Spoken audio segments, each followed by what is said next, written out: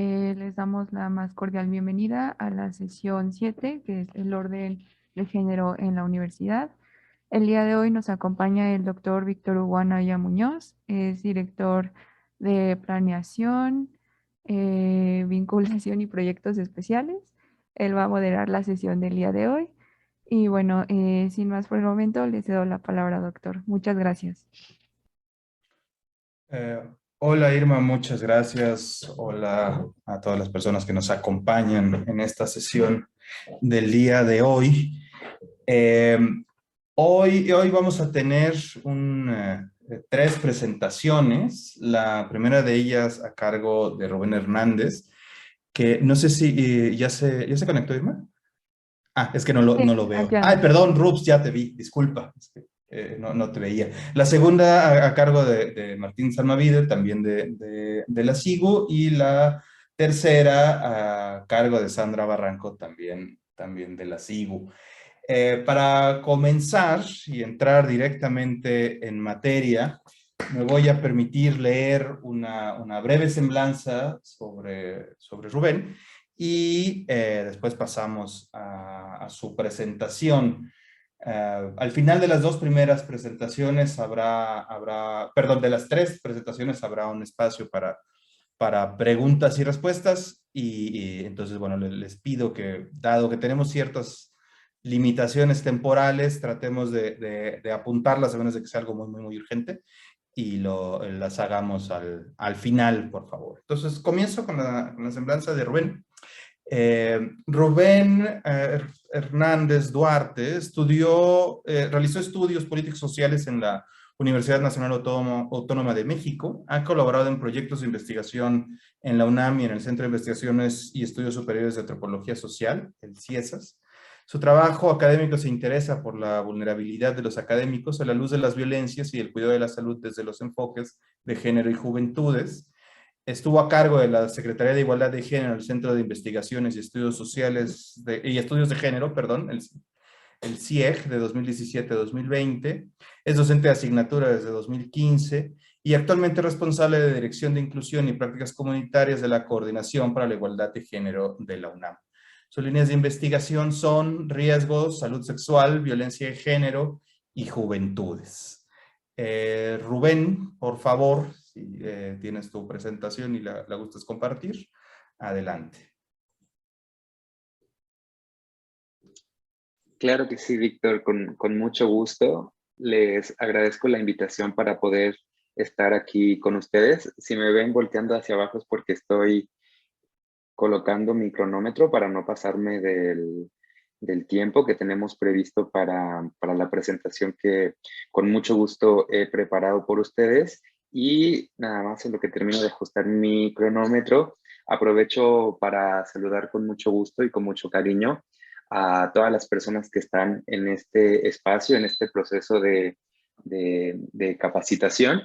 Y muy bien, ya tengo colocado mi cronómetro. Y pues compartirles que la idea de esta primera presentación es facilitarles a ustedes algunas herramientas para que podamos problematizar a la universidad como un espacio, como una mesoestructura, es decir, como una institución que está anclada en una gran estructura que podríamos llamar sociedad, donde se reproducen y se articulan de manera específica desigualdades de género que son propias de la naturaleza de nuestra institución, de nuestro espacio, a las cuales podríamos denominar desigualdades de género en el ámbito universitario, ¿no? Hay una famosísima socióloga feminista especialista en estudios de género que se llama Raevin Connell, que dice que si bien podemos denominar a las desigualdades de género como desigualdades estructurales, es importante que también pensemos en los regímenes específicos de género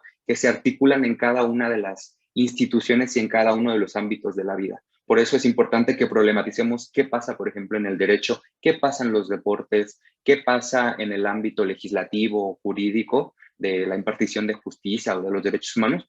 Y en este caso, pues convocarnos también a una reflexión que nos permita habilitar una crítica y un cuestionamiento sobre qué pasa en términos de desigualdades de género en las universidades y más concretamente, por qué la los saberes antipatriarcales, feministas, disidentes, se han ido construyendo como saberes situados. Entonces, que hagamos esa reflexión convocándonos a pensar no solo en la educación superior en general, sino en nuestra UNAM, que tiene características muy particulares que cada quien aquí puede aportar desde sus saberes y desde sus experiencias, ¿vale?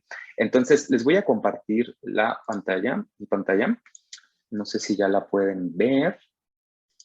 Y me gustaría comenzar por un ejercicio.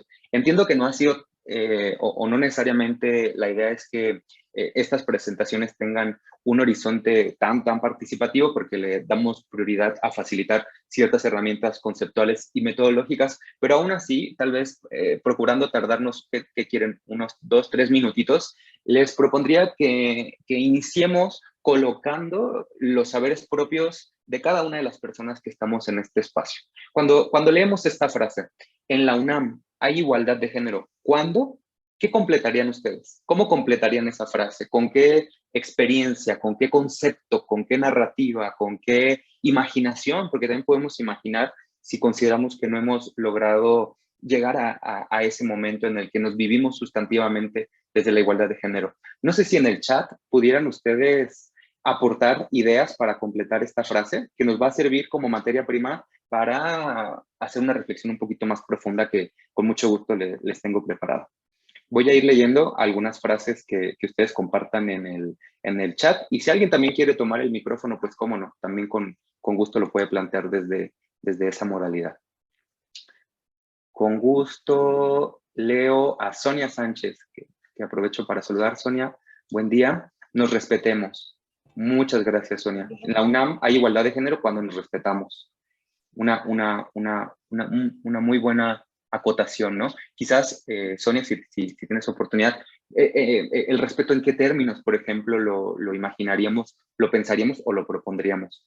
Penélope López Quirós, a quien también saludo, dice cuando hay igualdad de oportunidades, es decir, cuando esa igualdad se traduce en que todas las personas puedan alcanzar los mismos objetivos, ¿no? Sin estructuras, reglas, sesgos que imposibiliten esos derechos a ciertas personas.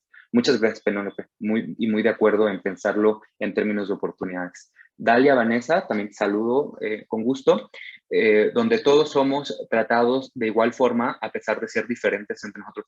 Qué potente, Dalia, porque nos planteas el concepto filosófico, ético y político de la igualdad. La igualdad no presupone la identidad, es decir, que todas las personas somos idénticas, sino justo presupone que en tanto somos diferentes se requieren construir mecanismos sociales, éticos y políticos para que esas diferencias no se conviertan, no se traduzcan en desigualdad. Así que me parece muy valioso lo que aportas.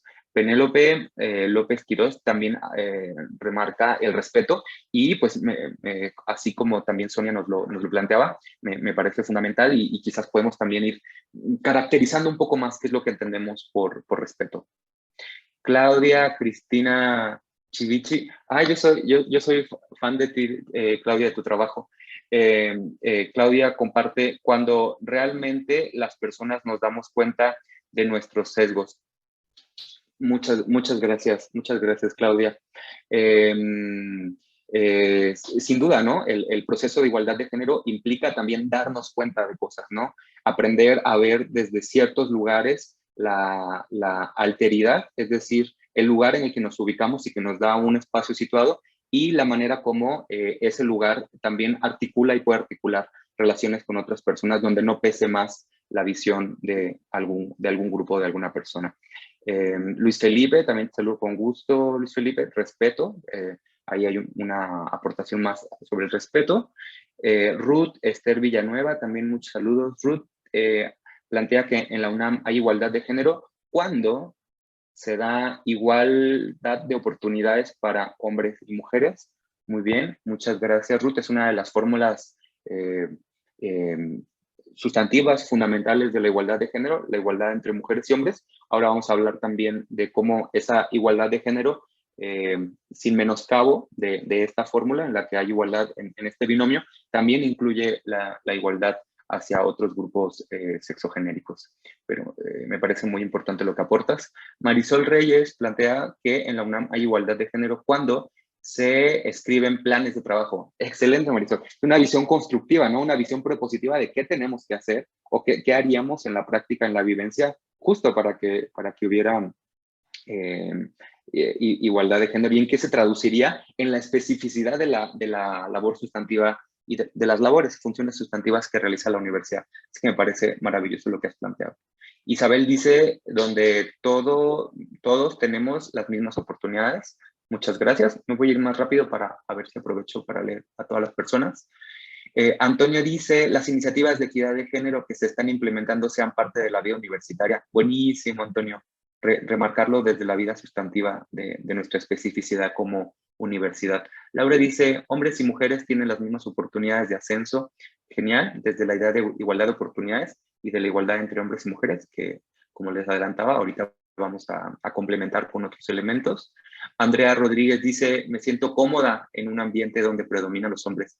Genial, Andrea, plantearlo desde cómo tú te sientes, cómo tú te quieres sentir para construirte y vivirte desde vínculos igualitarios en espacios donde reconoces a un tipo de sujetos a quienes nombras como hombres. Creo que por ahí se abrió un micrófono. Muchas gracias, Andrea, excelente. Mónica dice, se valora el trabajo y habilidades por igual sin importar el género. Muchas gracias, Mónica, ¿no? Donde el género podemos pensarlo como un ámbito de la autonomía y del desarrollo de las personas y no como un sistema de constreñimiento y de inhabilitación de nuestras potencias, de nuestras posibilidades. Maravilloso. Luis Felipe agrega respeto en toda la comunidad universitaria y ahora sí me voy muy rápido. Discúlpenme por no profundizar en cada una de las aportaciones. Alberto Santos dice, cuando se otorga un apoyo o servicio a la comunidad universitaria sin tomar en cuenta el sexo o el género. Sonia remarca, respetemos nuestra libertad. Anaí dice, cuando se usa un lenguaje incluyente, excelente. Claudia, gracias también. Secretaria técnica del ISUE, cuando nos tratan por igual, excelente. Juan Duarte, se reconocen las identidades diversas, excelente, Juan, vamos a hablar de diversidades sexogenéricas en un momento. Florencia Rodas dice, cuando se abren espacios de reflexión como estos, que nos permiten dialogar desde nuestras diferencias, confrontarnos y reeducarnos para actuar en los espacios universitarios. Maravilloso, Florencia, me encanta que remarcas el ámbito comunitario, que es uno de los pilares de la reflexión de la CIU como estructura que construye procesos de igualdad de género, no discriminación y una vida libre de violencia, y lo hacemos justo desde el enfoque comunitario como uno de nuestros énfasis.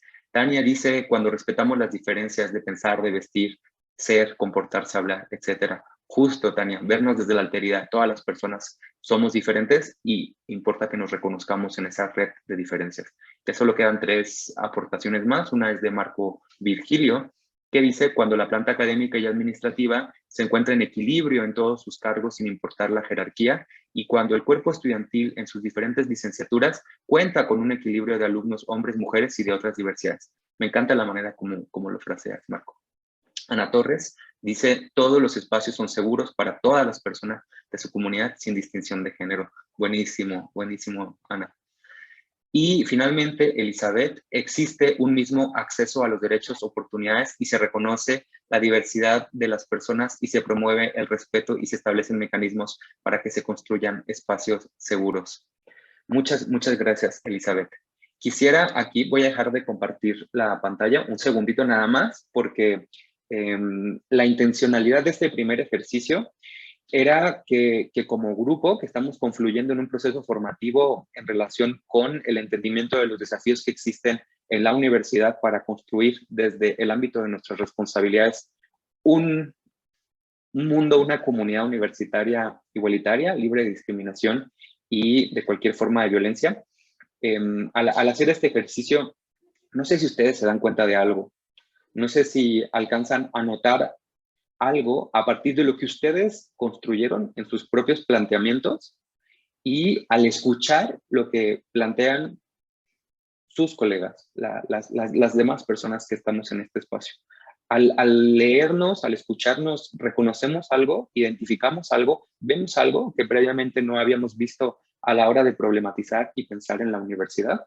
Esas son preguntas que yo les devuelvo a ustedes, que les entrego a ustedes para que podamos habilitar un proceso amplio respecto a lo que implica pensar a la universidad como una estructura anclada en lo que entendemos como un régimen patriarcal, una vida que tiene ese componente, además de otros, que también hace falta nombrar, colonial, racista, desigualdad en términos, desigualdad en términos socioeconómicos, capacitista, etc., ¿no? Entonces, es esta riqueza que se está planteando desde sus aportaciones, me parece sustantiva para poder darle lugar a los siguientes momentos de este proceso reflexivo. Y vamos súper bien de tiempo para escuchar algunos puntos que quisiera marcar.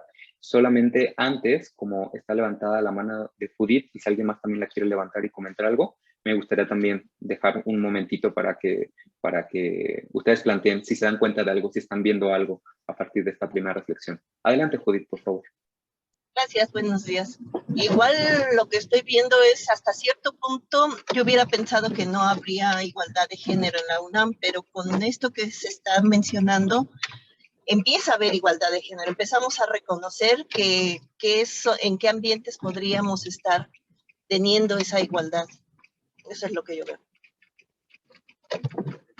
Muchas gracias, Judith, porque nos haces ver esta confluencia de experiencias y también nos permites mostrar que, en efecto, hablar de igualdad y desigualdad de género implica reconocer un continuum en el que podemos identificar experiencias que asociamos con lo que queremos construir cuando hablamos de igualdad de género, y al mismo tiempo podemos identificar los problemas, las faltas, las ausencias, los sesgos, las deudas, ¿no? Todo lo que está pendiente por construir. Y creo que ubicarnos en ese continuum nos va a permitir también trabajar de una manera más articulada y más integral, que es el punto al que voy a pasar. Cuando hablamos de igualdad de género, en realidad hablamos de una abstracción. ¿Qué cosa más abstracta que igualdad de género? Porque si nos vamos al concepto jurídico, ético o político, pues nos vamos a vincular, nos vamos a enfrentar a un concepto que tiene que ver con un ideal de cómo se construiría justo un mundo, una serie de vinculaciones en las que reconocemos las diferencias, pero justo las diferencias no se traducen en desigualdades. Esa es la abstracción. Pero lograr que esa abstracción se vuelva una realidad vivida, sustantiva, pues es de la mayor de las complejidades. Y entonces, cuando ustedes aportan elementos concretos, nos damos cuenta de que tienen que ocurrir muchas cosas para que esa abstracción se cumpla.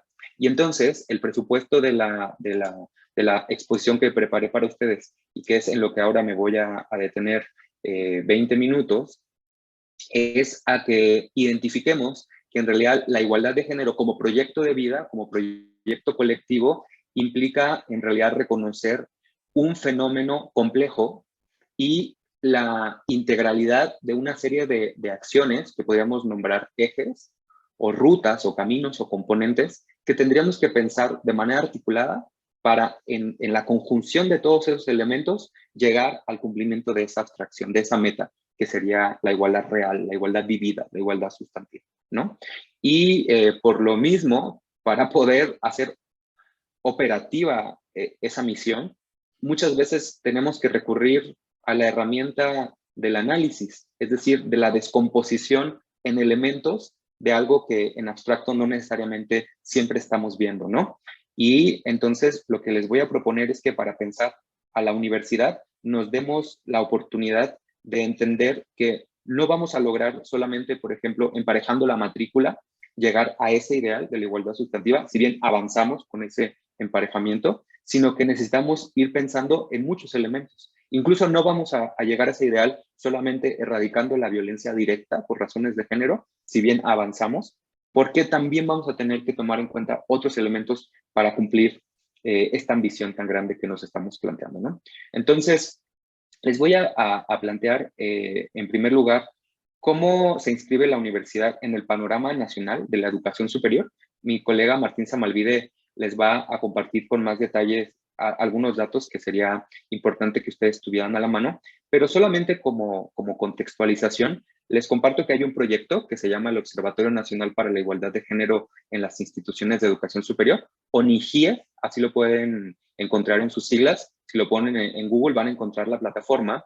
Y este es un proyecto que hemos construido entre varias instituciones públicas de nuestro país, que ha tenido como objetivo diagnosticar cómo nos encontramos las instituciones de educación superior en el ámbito de la incorporación de la perspectiva de género. En estos dos grandes horizontes que ustedes ya han conocido en este proceso de capacitación, la institucionalización y la transversalización de políticas para la igualdad sustantiva en la integralidad que ahora vamos a ir hablando.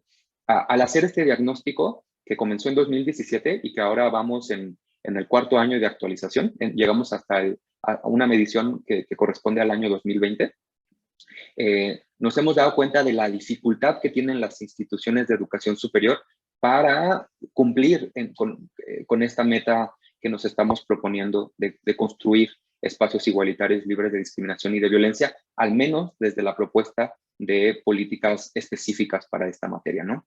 A nivel general, a nivel nacional, pensando que este es un promedio de todas las instituciones que participan en este observatorio, donde está la UNAM y la mayoría, en este momento de hecho están ya todas las instituciones de educación superior públicas de los estados, que son muchas autónomas, pero que son esas universidades principales de los estados públicos, varias universidades federales de prestigio, está todo el Sistema Nacional Tecnológico del país, algunas universidades privadas también de mucho prestigio, ¿no? Tomando en cuenta que ese es el universo, en promedio, lo que podemos decir es que las instituciones de educación superior han avanzado menos de la mitad, en una escala del 0 al 5, han avanzado 1.8 en el ámbito de la incorporación de la perspectiva de género en su vida sustantiva. Esto significa que a nivel nacional nos encontramos en un nivel de avance bajo en la materia. Respecto a 2017, hemos notado algunos avances, pero muy lentos. Cuesta mucho trabajo mover las estructuras de las instituciones de educación superior.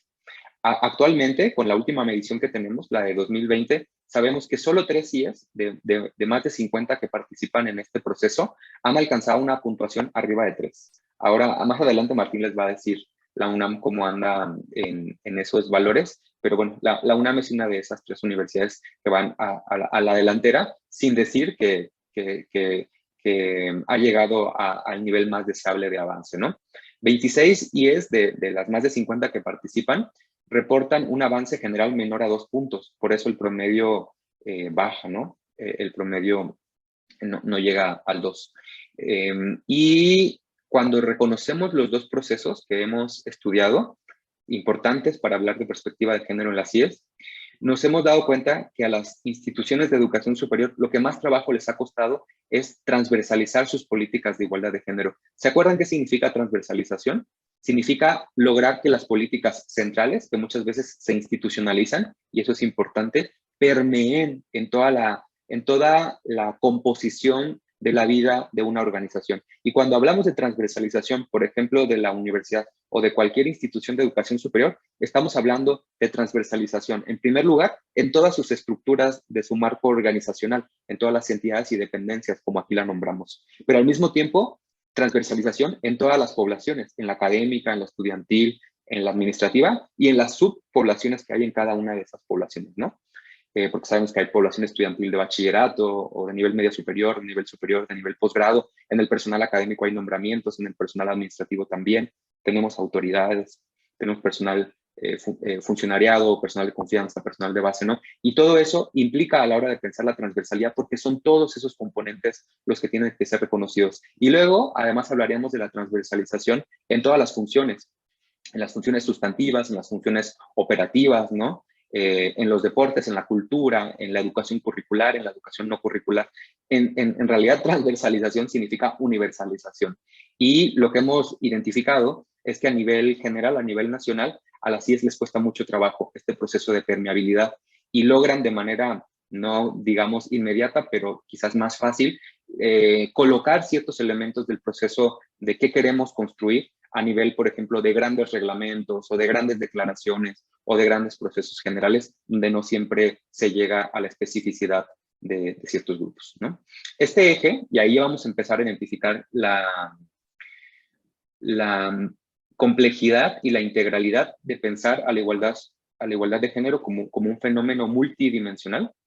Este observatorio no es que esta sea la ley de cómo medir la igualdad de género en las CIES, incluye 8 ejes, 8 componentes importantes. El primero es el eje de legislación y normatividad con perspectiva de género en las CIES. El segundo tiene que ver con la igualdad de oportunidades, que aquí ya se ha mencionado. El tercero tiene que ver con la corresponsabilidad en el trabajo doméstico y de cuidados, que me parece que también ya abordaron en un momento, solo hace falta reflexionarlo en el caso de las CIES, cómo opera. Después tenemos el ámbito de las estadísticas y la desagregación de información con perspectiva de género, el tema del lenguaje no androcéntrico y no discriminatorio, el tema de la sensibilización comunitaria con perspectiva de género, la incorporación de la perspectiva de género en el ámbito académico de los estudios de género, tanto en la investigación como en la enseñanza, y finalmente el ámbito de la no violencia, es decir, de las políticas para prevenir, atender, sancionar y erradicar la violencia por razones de género. Todo esto es lo que le pedimos a una IES que haga para poder tener un 5 en una medición en esta escala del 0 al 5. No sé a ustedes qué les parezca, si poco o mucho, pero a la vez cada uno de estos 8 ejes tiene componentes y variables internas que nos permiten a cada uno de estos ejes también reconocerlos como un problema complejo que tiene al menos 2, 3 diferentes variables que ser tomadas en cuenta para poder hacer un análisis de lo que implica de manera sustantiva la construcción de cada uno de estos ejes. Entonces, cuando hacemos esta medición compuesta a nivel nacional, lo que obtenemos como resultado en la última medición del observatorio es esta. Fíjense, ¿se acuerdan de cuál era el promedio nacional? 1.8, ¿no? Ahora, cuando lo desagregamos por elementos, por ejes, nos vamos a dar cuenta de que hay un no necesario equilibrio entre el avance que hay en cada uno de los ejes. Nos da gusto saber que en los ejes se ha avanzado, al menos un poquito, pero por ejemplo, ustedes van a darse cuenta cómo el eje de corresponsabilidad de los cuidados es el eje en el que menos se ha avanzado a nivel general en las CIES. Y eso pues produce una preocupación grande por lo que ahora les voy a compartir en relación con lo que supone no pensar como un problema grave, estructural, la división sexogenérica del trabajo como una condición que obstaculiza el desarrollo libre de las personas que tienen a su cargo el cuidado de alguna persona, el cuidado directo de manera específica. Y se van a dar cuenta cómo el eje de no violencia, que era un eje de poco avance en 2017, ahora es uno de los ejes donde hay mayor crecimiento, mayor trabajo, mayor atención desde las CIES, con un puntaje no altísimo, porque no se acerca al 5 todavía, pero que sí muestra cómo las universidades, cómo las instituciones de educación superior están prestando atención y están construyendo políticas de igualdad de género con un énfasis en la no violencia como parte de sus políticas, ¿no? El observatorio no mide los resultados de estas intervenciones, sino el hecho de que se diseñen y se implementen. Y pues van a ver cómo el eje del lenguaje ha avanzado de manera importante. Era el eje en el que más se había avanzado previamente. Ahora por poquito no violencia lo rebasó. Legislación bajo su puntaje con 1.6. Estadísticas que aquí en la universidad diríamos, pero pues si producimos conocimiento, ¿por qué nos cuesta trabajo tener estadísticas desagregadas con perspectiva de género? Bueno, pues hay toda una serie de planteamientos políticos que hacer, ¿no? Sobre la forma como gestionamos información y la dificultad que tienen las CIES para lograr al menos desagregar por sexo o género a la integración de sus comunidades. En sensibilización también, un avance no tan bajo, 1.7, y en estudios de género 1.4, que tiene el desafío de que la sensibilización se puede hacer sin incorporar formalmente la perspectiva de género en los procesos formativos, y en el caso de los estudios de género, pues sí implica algún nivel de institucionalización en planes y programas de estudio de la perspectiva de género.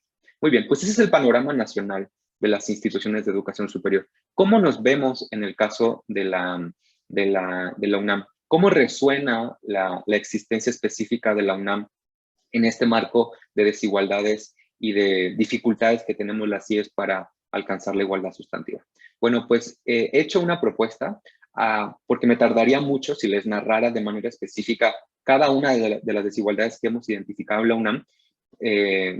Por supuesto, la construcción de diagnósticos con base en esta complejidad que tienen las CIES es un trabajo exhaustivo Y también les diría que es un proceso vivo. Siempre estamos haciendo diagnósticos. No se hace en un año y después 5 años ya se nos olvidan los diagnósticos, sino que tenemos que estar constantemente teniendo sensibilidad respecto a la situación que se vive en este caso en la universidad y sus propias dinámicas que van produciendo cambios también en cosas que muchas veces damos por sentado.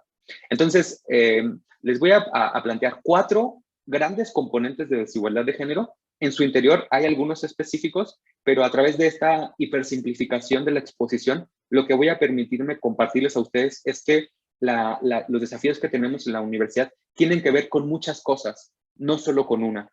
Y al reconocer esta complejidad, pues nos vamos a invitar a que pues nos sumemos colectivamente a entrarle a este problema tan difícil de sortear, ¿no? El primer eje de problemas que les planteo que tengamos como referente es el problema o la problemática, las problemáticas asociadas con la composición de la comunidad. Aquí la pregunta que nos hacemos es, ¿cómo nos componemos como comunidad? Y si hay algún orden, alguna forma de ordenamiento de las relaciones mandatadas por el orden de género que estén produciendo que la comunidad se componga de cierta manera o que tengamos cierta idea de quién es la comunidad universitaria en cada uno de sus sectores. En el eje de la composición de la comunidad universitaria, lo que tenemos que pensar son al menos 4 elementos fundamentales. ¿Cómo se producen formas de segregación horizontal? Formas de segregación horizontal sexogenérica, es decir, que organiza, que promueve que ciertos grupos sexogenéricos se acomoden en ciertos espacios de la universidad, académicos, estudiantiles, administrativos. En segundo lugar, que pensemos la segregación sexogenérica, ahí me equivoqué yo, aquí tendré que decir vertical, pero creo que lo borré por equivocación. La segregación sexogenérica vertical, que tiene que ver cómo en la línea de, digamos, ya sea jerárquica de los espacios de toma de decisión o en la propia línea de la trayectoria que se construye en la universidad en diferentes ámbitos, cómo en esa verticalidad se acomodan también de manera diferente los grupos sexogenéricos, dando mayor concentración a ciertos, que ahora vamos a hablar, en los espacios de mayor concentración de poder o de mayor reconocimiento y a otros en los espacios de la base de una pirámide, ¿no? Después tenemos el tema de la segregación sexogenérica en los cuerpos colegiados, que también tiene que ver con la segregación vertical, pero que en este caso tiene que ver o enfatiza cómo se componen los espacios donde se toman decisiones fundamentales en nuestra universidad. Y por último, tenemos el ámbito de la invisibilidad de las diversidades sexogenéricas, es decir, del presupuesto de que la universidad está compuesta solamente por mujeres y hombres, y esa sería la definición exhaustiva de comunidad, lo cual dejaría fuera, invisible, no reconocida, a toda una serie de existencias que habitamos y que formamos y que hacemos universidad en la vida cotidiana y que no siempre somos nombradas, reconocidas y específicamente también vistas en nuestras necesidades y en las desigualdades que enfrentamos. Sobre este punto, no voy a agotar cada uno de los elementos, pero sí les plantearía que si bien identificamos que en los últimos años hay una tendencia general, cuando hablamos de segregación horizontal por sexo género, hay una tendencia general en la composición general, perdón por la redundancia, de las comunidades estudiantil, académica y administrativa, de acercarse al equilibrio 50-50 en la composición, bueno, en el criterio de diferenciación hombres-mujeres, ¿no? Este dato lo vamos a problematizar en un momento. Y esto nos parece un avance importante, ¿no? Más allá de que no incluya las diversidades sexogenéricas, nos da mucho gusto la habitabilidad de la universidad a partir de la sujeta política mujeres, ¿no? Eso nos parece un logro, nos parece una gran promesa de la universidad. Sin embargo, estos datos generales muchas veces no nos permiten identificar tendencias específicas de segregación sexogenérica que operan a nivel de ámbitos que los datos generales no permiten observar. Por ejemplo, cuando hablamos del ámbito de estudios de licenciatura, la carrera de Ingeniería Mecánica Eléctrica, cuando lo observamos a la luz de este criterio, nos damos cuenta de que este 50-50 o este 48-51% en la composición por sexo género de la matrícula general se descompone, desaparece. Y aquí tenemos a 90.9% de hombres y 9.1% de mujeres. Qué bueno que anda por acá Claudia, porque en el caso de la composición es uno de los fenómenos que también hemos identificado en las artes, ¿no? La tendencia es muy similar y ahí es cuando tenemos que preguntarnos qué está pasando en términos de orden de género. Y si hay algo que tiene que ver con la concepción de los hombres y la masculinidad y de las mujeres y la feminidad que producen este efecto, o si en realidad es algo artificioso, azaroso, que no está intermediado por razones de género, ¿no? Pasa lo mismo con la carrera de nutriología, que es el contracaso, donde fíjense la proporción de mujeres que hay y la proporción de hombres. Podría yo citar el caso de enfermería o de trabajo social, pero bueno, solo es un ejercicio de ejemplificación. Y pasa lo mismo también con los nombramientos académicos y con los nombramientos administrativos y de autoridades, ¿no? En el nombramiento de investigador, si bien en tendencias generales vemos que hay un 55-45 en la composición por sexo-género, con 55% de hombres, 45% de mujeres. Cuando nos vamos a uno de los nombramientos que simbólicamente tiene mayor prestigio en la universidad, vemos cómo los valores se polarizan un poco y llevan a una mayor participación de hombres en relación con mujeres, creando como esta relación 2/3, 1/3, ¿no? Y como en un posible contracaso, que en ningún lugar dice que sea un nombramiento de menor jerarquía, pero que simbólicamente tiene una serie de valores asociados, como en este caso las mujeres las mujeres ocupan un poco de mayor presencia en relación con los hombres en este espacio, ¿no? Sin llegar a una polarización extrema. Y bueno, son esas cosas las que tenemos que pensar en el primer caso, cuando hablamos de cómo se compone la comunidad universitaria y pensar a la integración de la comunidad universitaria no solo como una desigualdad ya en sí misma, sino también como una condición que va a producir otras desigualdades. Así les invitaría a que lo pensemos. Después tenemos el tema de la segregación vertical.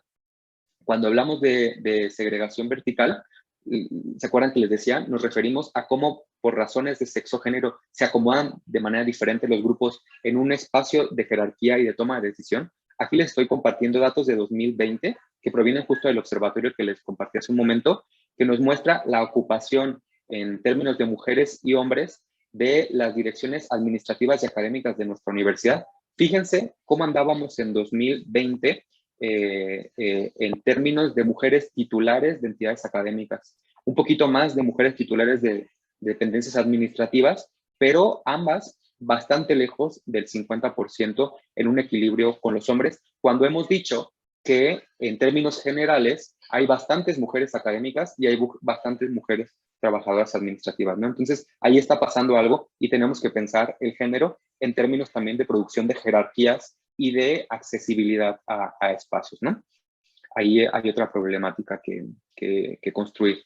Ahora este 28 ha cambiado porque ha habido más nombramientos de mujeres, pero aún así sigue siendo un problema a resolver. Y por último, en este primer eje de problemas que tiene que ver con quién es la comunidad universitaria y cómo la representamos, cómo la pensamos, pues tenemos el ámbito de las diversidades sexogenéricas. Ahora no le hagan mucho caso a esta tabla porque en la SIGO estamos en proceso de terminar un diagnóstico, el primer gran diagnóstico sobre condiciones de igualdad de género de las diversidades sexogenéricas, donde han participado más de 4,000 personas y que estamos construyendo justo con Víctor y con Martín. Y vamos a tener datos más frescos, más contundentes, pero lo que sí sabíamos desde antes de realizar este proceso de consulta, está todavía abierta, aprovecho para decirles por si quieren participar o invitar a sus comunidades. Lo que sí sabíamos es que buena parte de la comunidad universitaria no se vive ni se reconoce desde la condición, digamos que podríamos llamar normativa del deber ser de las corporalidades que leemos como hombres y como mujeres, ¿no?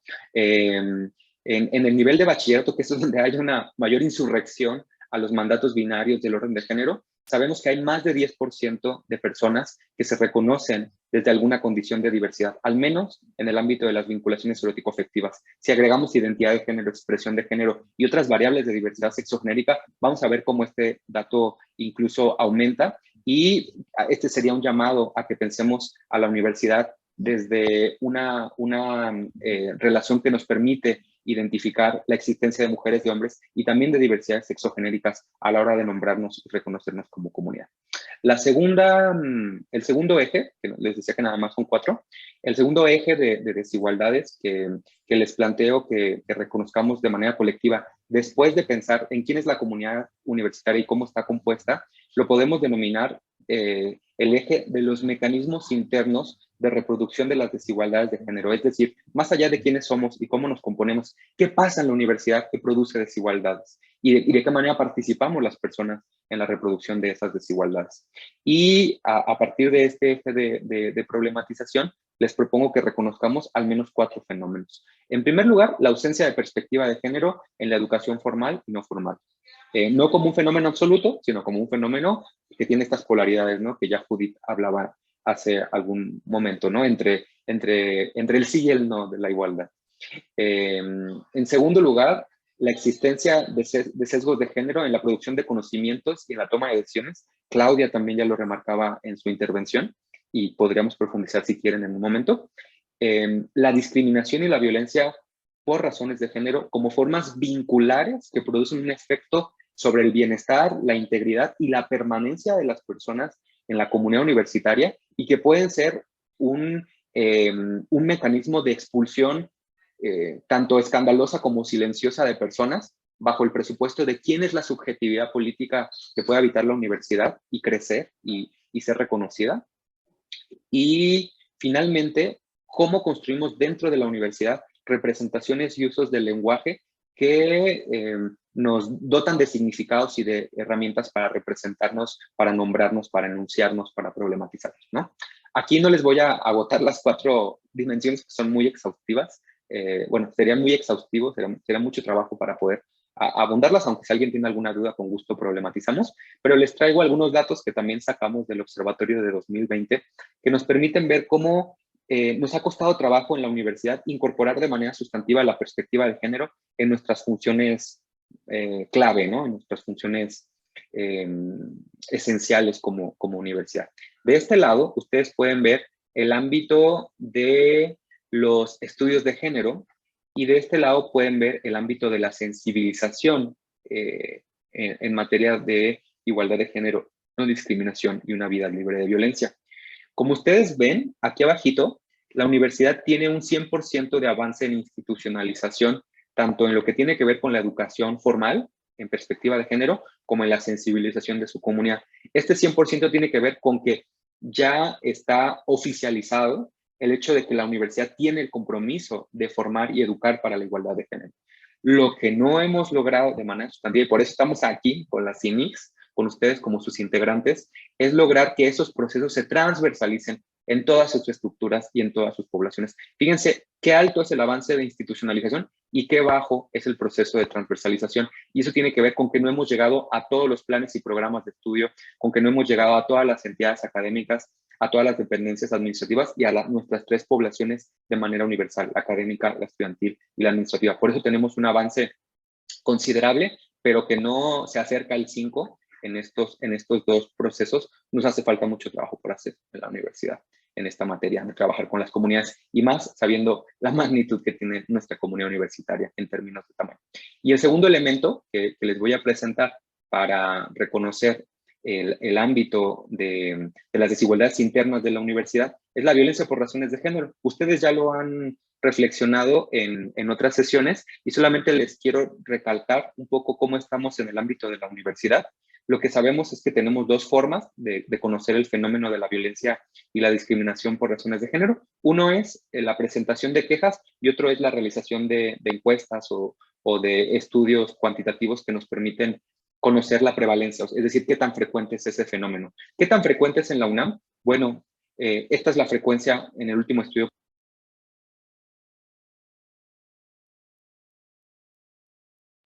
Fíjense esta lectura de la mitad. Perdón, ¿me pueden confirmar si me oyen? Te perdimos un instante. Sí, se te cortó un poco.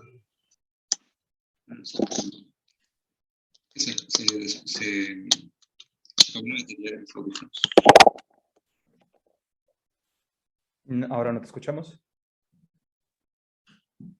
¿Ahí? ¿Se escucha mejor? Ahora sí, ya te regreso, ya. Una disculpa.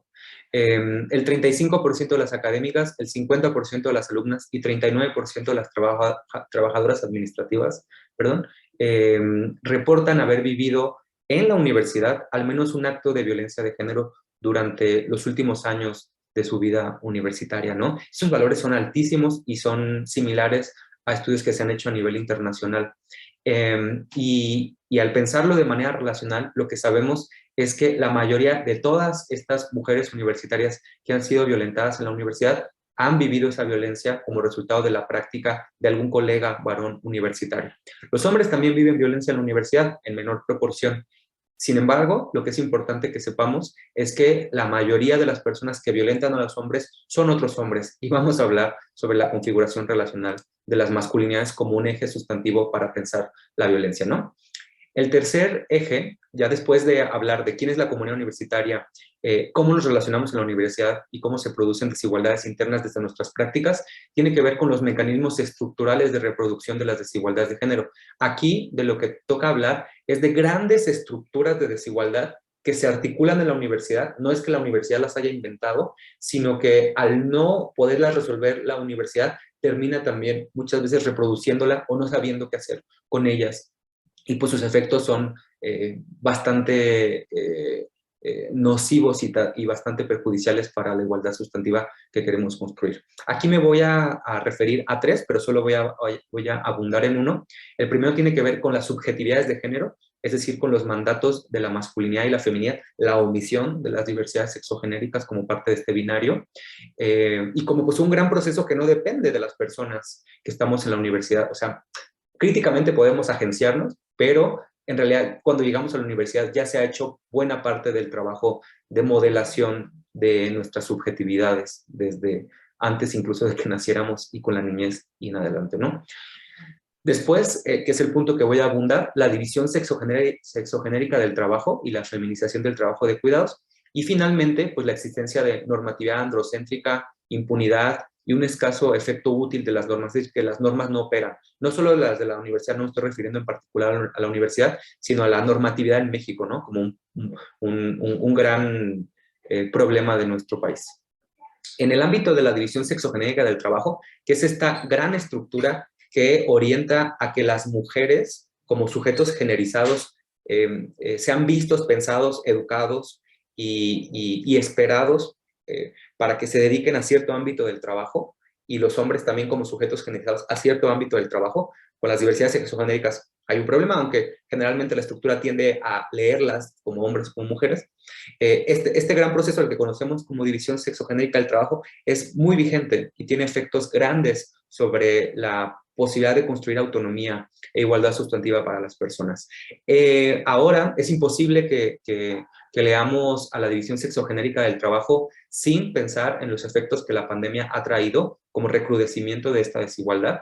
No sé si conocen este estudio de la CEPAL, pero lo que la CEPAL dice es que como efecto de la pandemia a nivel latinoamericano se espera una reducción de la ocupación de las mujeres en el mercado laboral remunerado de aproximadamente 12%, lo cual significaría un retroceso de al menos 10%, perdón, de al menos 10 años en lo que se había construido en el ámbito pues, de la incorporación de las mujeres a este mercado laboral remunerado, ¿no?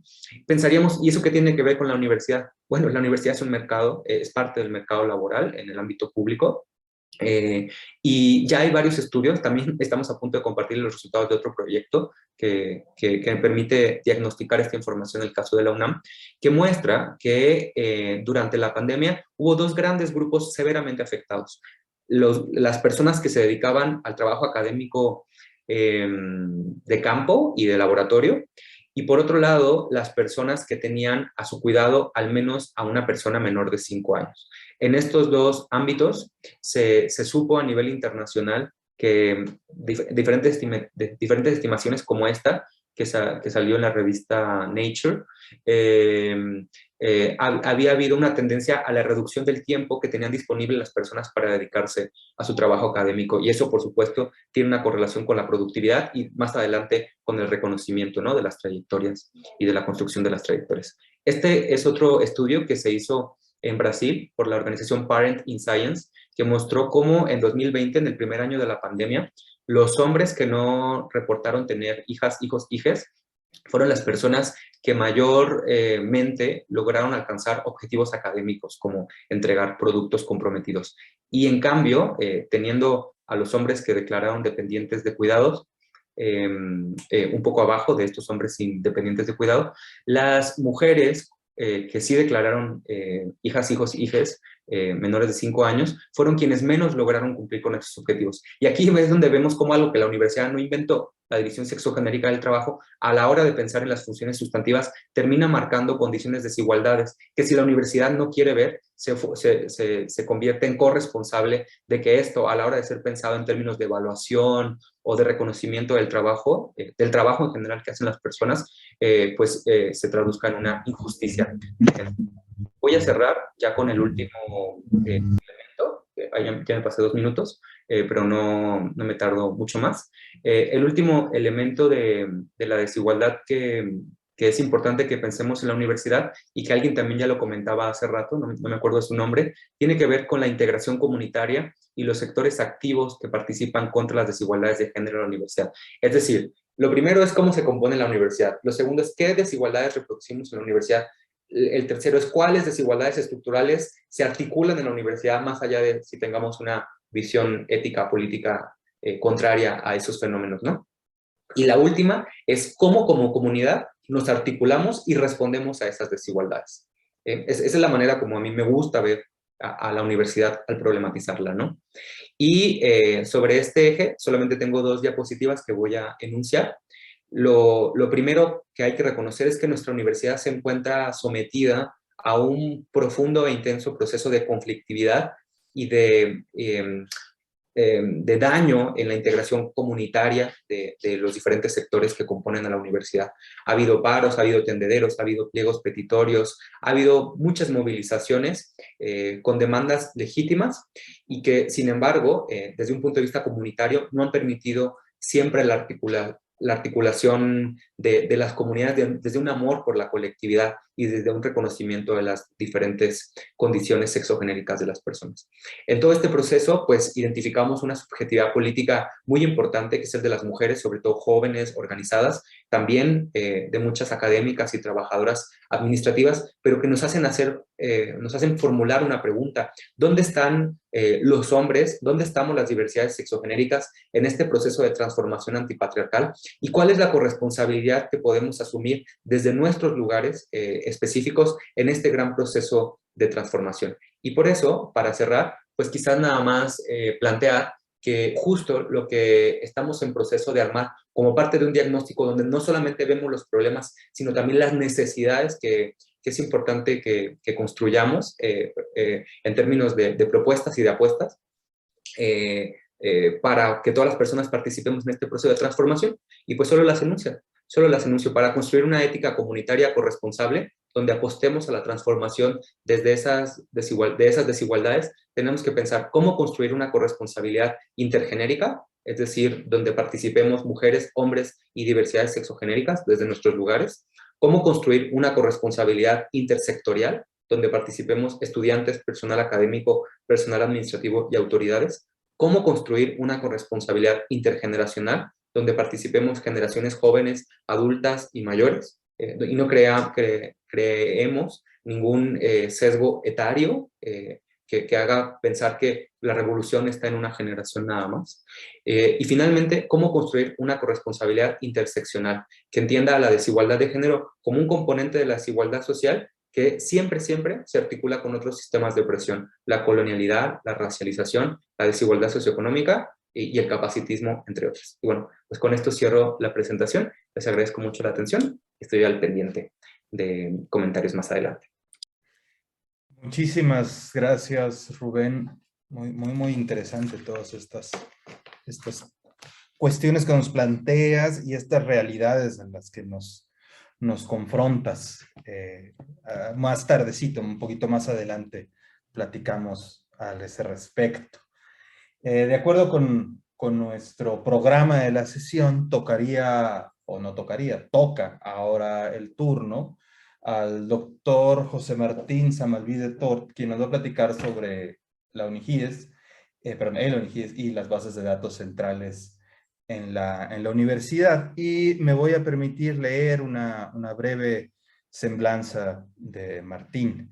Él es licenciado y maestro en Sociología por el Departamento de Sociología de la Facultad de Ciencias Sociales de la Universidad de la República del Uruguay y doctor por el Centro de Estudios Sociológicos del Colegio de México AC. Se desempeñó como profesor e investigador en el Departamento de Sociología de la Facultad de Ciencias Sociales y la Unidad Académica de la Comisión Sectorial Científica, ambas de la Universidad de la República del Uruguay. También ha sido profesor visitante en el Departamento de Sociología de la UAM, Iztapalapa, y se ha desempeñado como investigador del Departamento de Investigación Aplicada y Opinión del Instituto de Investigaciones Jurídicas de la UNAM. Desarrolló actividades de docencia en las licenciaturas de Sociología, Ciencias Políticas y Psicología Social de la Universidad de la República del Uruguay y en la UAM. También ha participado como docente de posgrado en la Universidad Católica del Uruguay, en el Centro de Estudios Demográficos, Urbanos y Ambientales del Colegio de México, en la Flaxo, Ciudad de México, en la Escuela Nacional de Antropología e Historia y en el DIAO del Instituto de Investigaciones Jurídicas de la UNAM.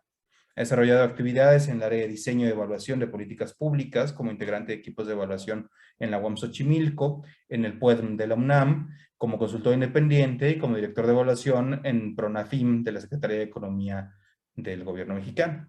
Cuenta con publicaciones relacionadas a la conformación de grupos de investigación en el ámbito académico, a los procesos de apropiación y uso de las tecnologías de la información por parte de gobiernos locales y las organizaciones de la sociedad civil, y el impacto de las nuevas tecnologías en la generación de áreas de convergencia del conocimiento.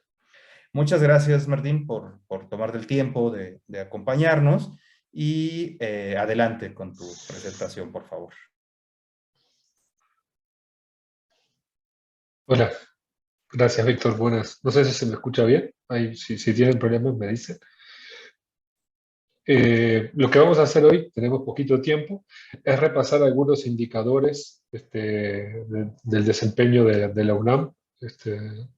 Rubén ya presentó algunos, vamos a ver la evolución por dimensiones, y luego, como mencionaba Víctor, vamos a comentar un poco lo que hacemos en la unidad con respecto a los diagnósticos y el uso de bases centrales de la UNAM, y el tipo de apoyo que vamos a dar, que estamos dando y vamos a seguir dando a las comisiones internas para su trabajo con los diagnósticos locales.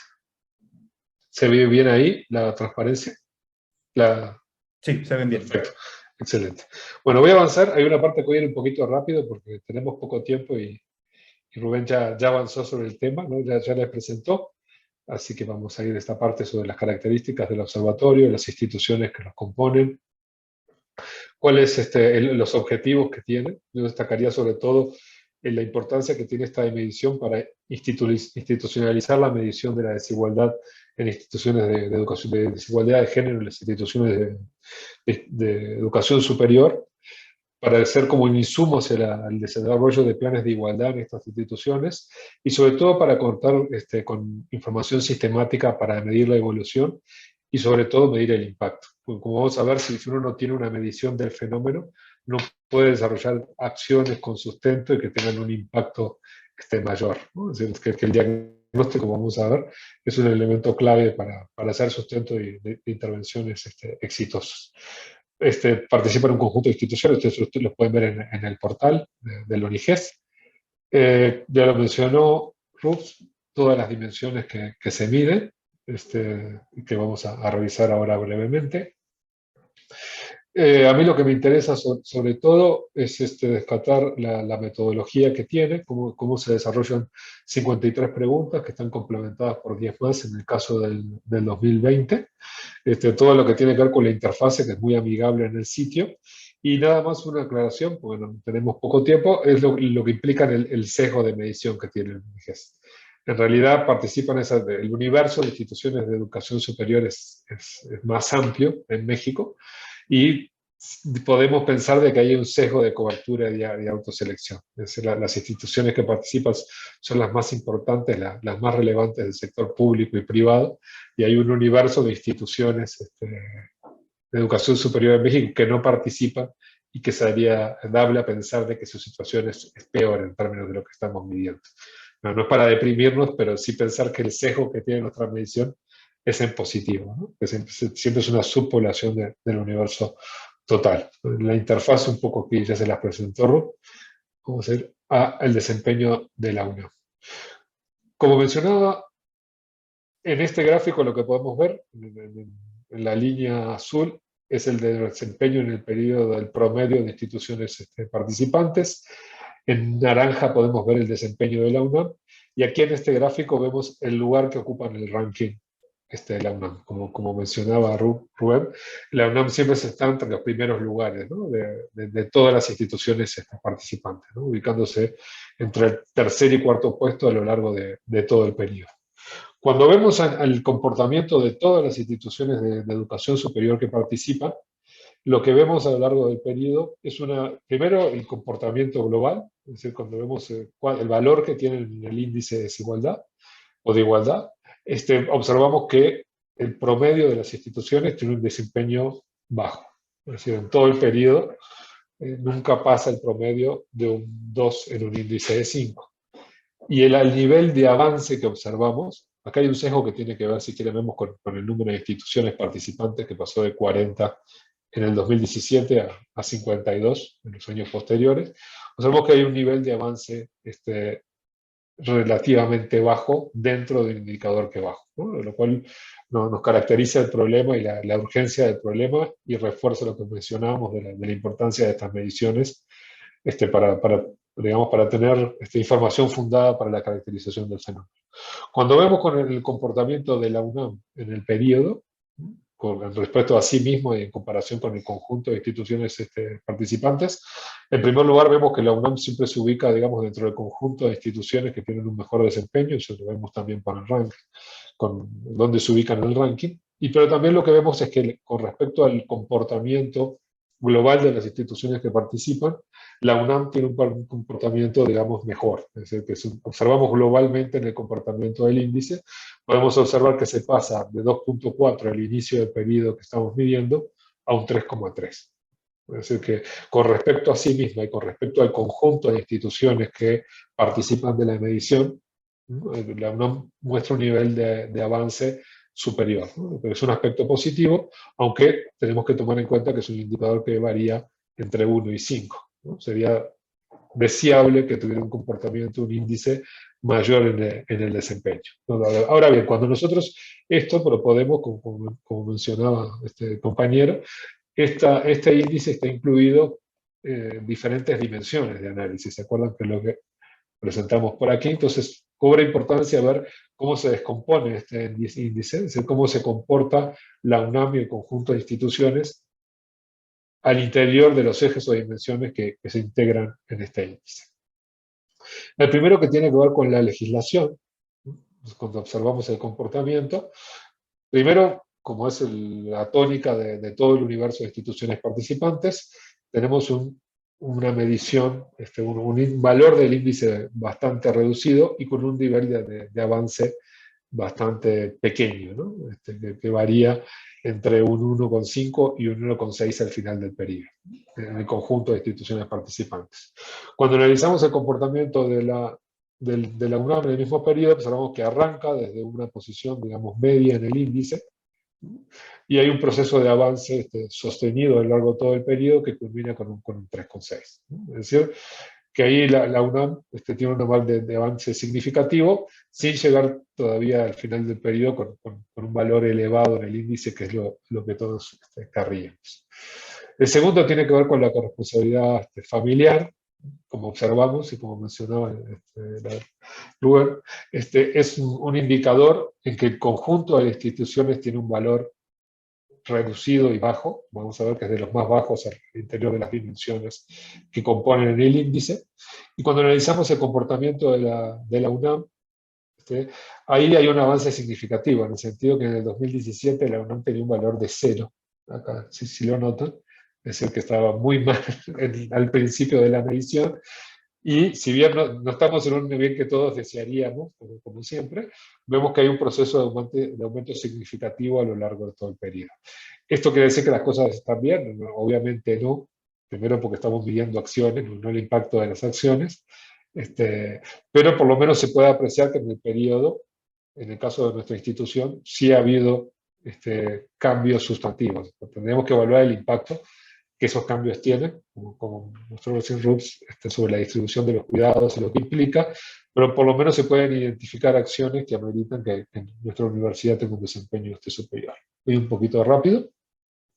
En lo que tiene que ver con estadísticas y diagnósticos, acá vemos el comportamiento de las instituciones, en conjunto de instituciones, arranca con 1,4, prácticamente una meseta a lo largo del periodo. Cuando observamos en el caso de la UNAM, vemos que hay un aumento significativo durante el periodo, pero aún al final del periodo estamos en niveles de rango medio al interior del indicador.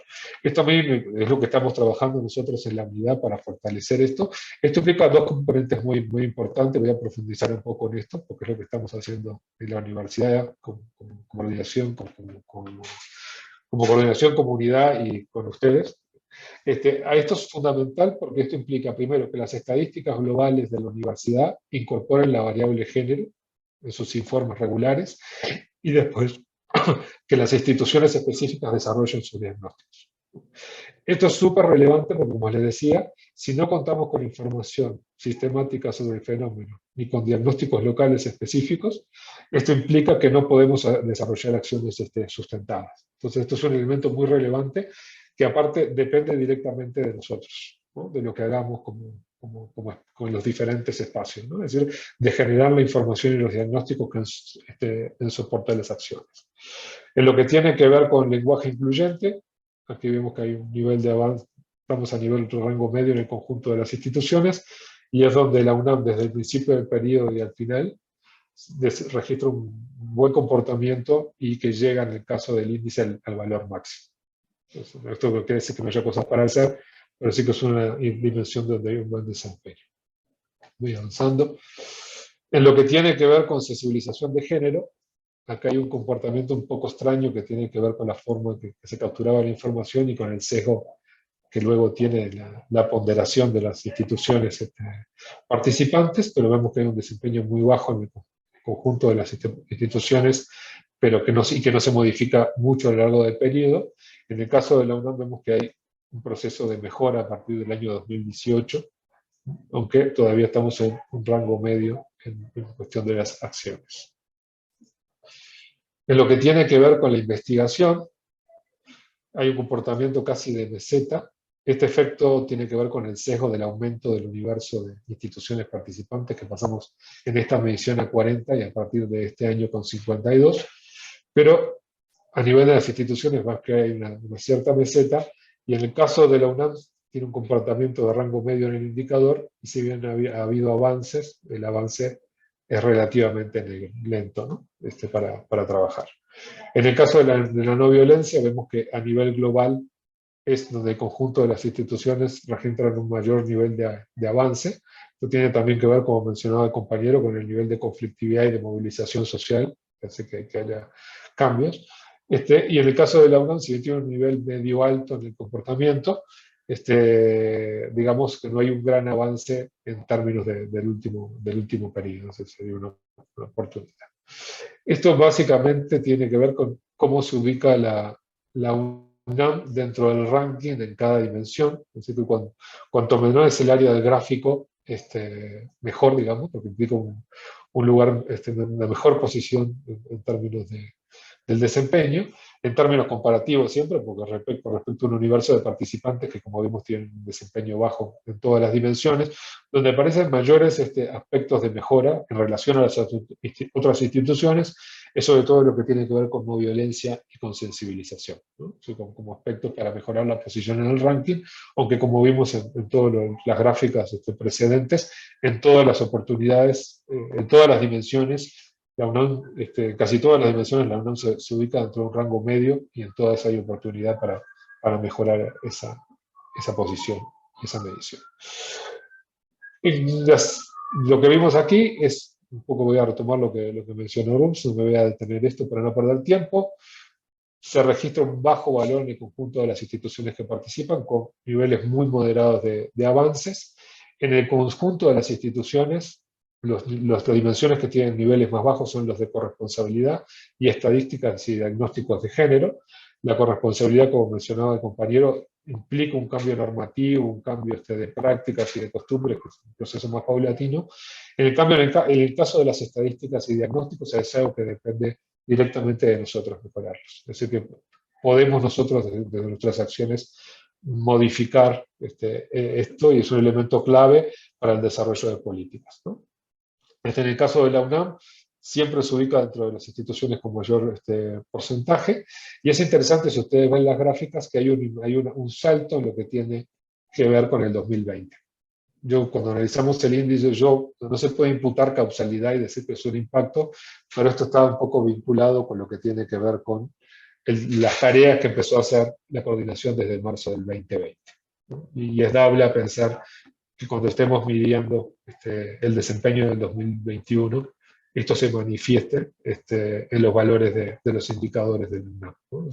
En términos de que son políticas. Hay muchas áreas de mejoras, pero como decía, los ejes de corresponsabilidad, sensibilización, estadísticas e investigación aparecen como las áreas en ese orden donde se podría focalizar las acciones para mejorar el desempeño. Luego, me quedan 5 minutos, así que antes que Víctor me empiece a mandar signos de que corte para el programa, voy a hacer esto muy rápido porque es presentar datos, un poco contarles lo que hacemos con todos los compañeros y compañeras de la unidad. Básicamente lo que estamos haciendo es sistematización y carga del ONIGES, que ustedes ven los datos, es cuantificar la situación de desigualdad de género, de manera de generar datos que generen una línea basal en el momento que entra a trabajar la coordinación, y de alguna manera medir su impacto, diseñar indicadores asociados a cada dimensión, inspirados en la ONG, pero aplicados específicamente para la situación de la UNAM, y en último lugar lo que hicimos fue confeccionar un diagnóstico general en base a la información disponible, y una encuesta autoadministrada en línea que ustedes deben conocer, o quizá la sufrieron, que nos sirvió para hacer contar con información que no estaba sistematizada acerca de las acciones que estaba haciendo cada entidad y dependencia en relación a estas políticas.